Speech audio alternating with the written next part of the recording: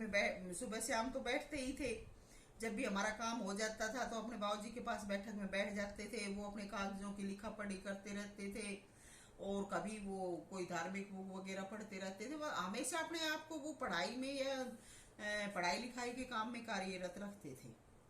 तो जब वो घर के आगे से गुजरती उनकी आवाज हमारे पिता के बैठे हुए हमारे भी कानों में जाती। अब हम हमारा सिर शर्म से झुक जाता कि ये कैसे कपड़े पहन रही है, ये कैसे कैसे हो रही है और इनकी पैरों की कैसी आवाज हो रही है। तो हमारे बाबूजी अब देख के और तो कुछ बोल नहीं पाते, कहते कि बेटी चौध देखी कि बाजा बजाती घूम में से।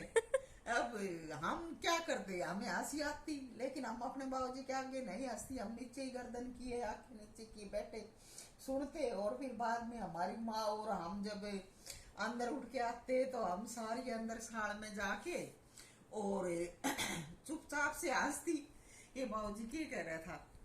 तो हमारे बाबूजी का तो ऐसा सिद्धांत, ऐसा दिमाग था कि उनको किसी भी चीज में या किसी प्रकार की ऐसी चीजों में उन्होंने कभी दिल नहीं दिया। बल्कि उनको तो इस प्रकार से जो लड़कियां करती थी या ऐसा होता था तो उनको नफरत सी होती थी।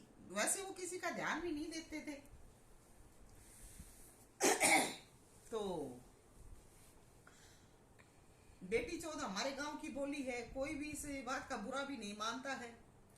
तो हम अंदर ही अंदर जाके हंसती थी, सारी माँ बेटी खूब हंसती थी। चुपचाप नीचे नीचे हंसती रहती कि बाबूजी क्या कह रहा था। इतनी शर्म आती थी। तो आज तो बाप बेटियों के पाए से उठा उठा के उनके घुंघरू देखते हैं, उनका मेकअप देखते हैं, और फिर नु कैसे कि गुरु के दरबार में आप भगत सा और हमारी भक्ति पूरी हो रही है, शर्म से डूब के मर जाना चाहिए। अब क्या कहूँ, सच्चाई कहो तो रांड कुआ जेरा में मरने को भागती हैं या गोली खा के मरने की धमकी देती हैं, या रांड बदमाशी करने पर उतारू हो जाती हैं। और न्यू ये रांड और रंडी कहलाती हैं। नहीं तो और ख्याल की वजह से ही सब नाम रखे जाते हैं, जिसके जैसे ख्याल होते हैं वैसे ही नाम रख दिया जाता है, ख्याल और चेहरा देखकर। इसलिए ऐसा सलूक करने वालों को रांड या रंडी कहा जाता है। इनका अपना कोई जीवन नहीं होता, दूसरे के जीवन को गिरवाने का काम करती है, नाम सत्संग करती है। गुरुओं की ऐसी ऐसी औरतों ने, ऐसे विचारों वाली ने गुरुओं की झंड करवा दी, रंडों ने गुरु गिरा लिए। इससे बढ़ के कहूं, सत्संग करना तो बहुत दूर की बात है, इनका कोई जीवन होता है? सत्संग तो सभा मंडली का नाम भी रख दिया जाता है।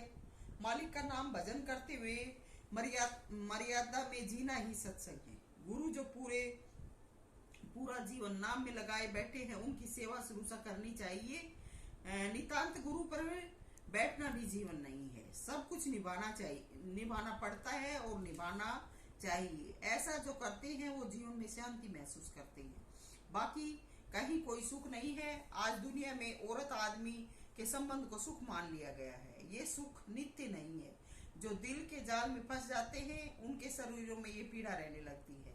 या जो तामसी भोजन करते हैं ये भी तकलीफ उठाते हैं, इनको भी अंदर शरीर में तकलीफ रहने लगती है। और कई बार परमात्मा संतान उत्पत्ति के लिए भी संघ को उभार देता है, लेकिन ये सुख का मार्ग नहीं है।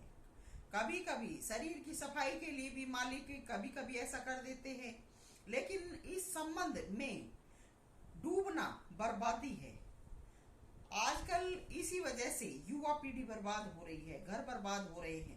इसलिए धार्मिकता पर जोर दिया जाता है, नेम नियम को कहा जाता है, पर फिर कहा जाता है, अब बात फिर गुरु पर आती है कि गुरु कहते हैं कि हर पल गुरु को याद रखना चाहिए। मेरा गुरु कंवर सिंह आजकल इतना ज्यादा मॉडर्न शिक्षा दे रहा है, मॉडर्न भी बन रहा है। कनाडा ने तो कैनेडा बोलता है, सत्संग का नाम लेता है, संगत को दर्शन का नाम देता है और घूमते हैं रोडों पर, शहरों में, रेहड़ियों पर, ढाबों पे गोलगप्पे खुद भी खाता है, औरों को भी खिलाता है। कनाडा में अपने पूरे रिश्ते नातेदार इकट्ठे कर रखे हैं, उनसे डेली का कदे उसके गया मिलन जा से चरण फेरी का नाम रख दिया और उन्हीं में मस्ती से घूम रहे से हैं को सारा दिन रोडों पे घूमते रहे से और बकवासबाजी करते रहे से और फिर वीडियो पे फोनों पे नेट पे डाल देते हैं कि गुरु महाराज का सत्संग दौरा, बड़ा सत्संग दौरा होया। ये ऐसे सत्संग दौरे हमारे क्यों नहीं होंगे हैं? वीडियो बनाते हैं, रोडों पे घूमते रहते हैं, कोई किसी के साथ हंसी ठट्ठा कर रहा है, कोई किसी के साथ हंसी ठट्ठा कर रहा है, रेस्टोरेंटों में जाते हैं, वहाँ खाना खाते हैं, रोडों पे घूमते हुए की फोटो दिखाते हैं और जब खाना खाते हैं अच्छा खाना खाओ तो कैमरा बंद करवा दे से, और जब थोड़ा बहुत हल्का फुल्का खावे तो रोड़ा पे लाइन दिखा, लंगर की लाइन दिखाते हैं। ये रंगरेली कनाडा में जाकर मनाता है, इनके अपने अपने रिश्तेदार वहां इकट्ठे हो रहे हैं, दूसरा 5-7 और रहते हमारे हरियाणा से चले गए होंगे यो सत्संग से है? हमारे जैसे दिन रात मालिक मालिक करके घर में पड़े रहो है, दुख आओ तकलीफ आवे है, ना कोई पूछना ना कोई मदद करनी है। मैं पूछती ये कौन सा जश्न मना रहा है? सत्संग में तो हम भी गए हैं, जाते रहते हैं, हमारी तो कभी ऐसी इच्छा नहीं होती। क्यों सारे रिश्तेदार कनाडा में इकट्ठे कर रखे हैं? उन लड़कियों से छोरियों से भोजन क्यों घर में नहीं बनवाता? क्यों रेडियो पे होटलों में सिर मारता फिरता है? कहीं बसों में चढ़ के गोलगप्पे खाने के लिए भागता है, कहीं और कहीं देखता फिरता है।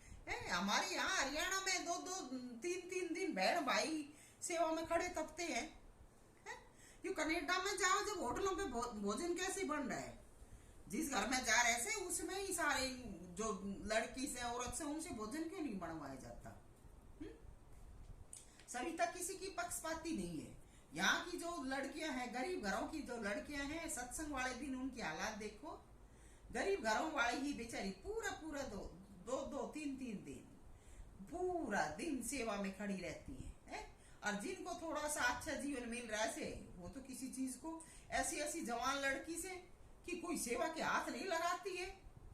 आगे आगे खड़ी हो जैसे ड्रेस लगा के। मैं ये कहती हूँ ऐसी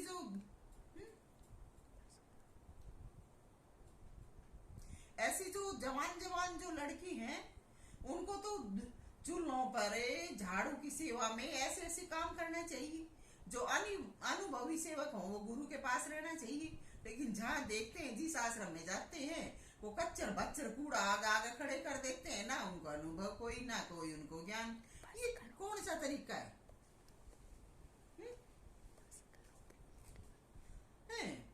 तो ये हालात हैं आज।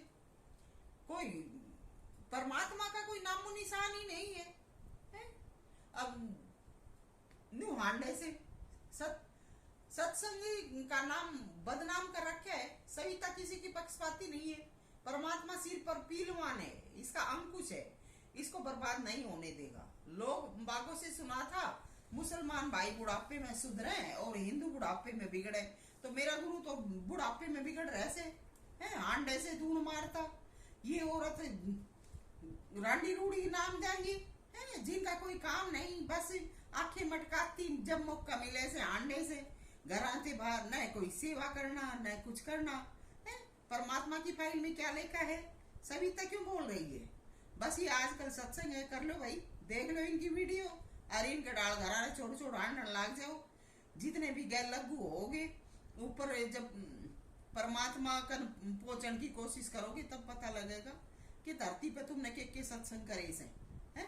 परमात्मा हाड़ तोड़ेगा तो क्या ये अच्छी बात है? जब मालिक खुश नहीं है और बिना काम की हर रोज नित नई बकवास बदमाशी करते हैं, तो इन सब से बचना चाहिए। यही नाम है बस सत्संग का। राधा स्वामी।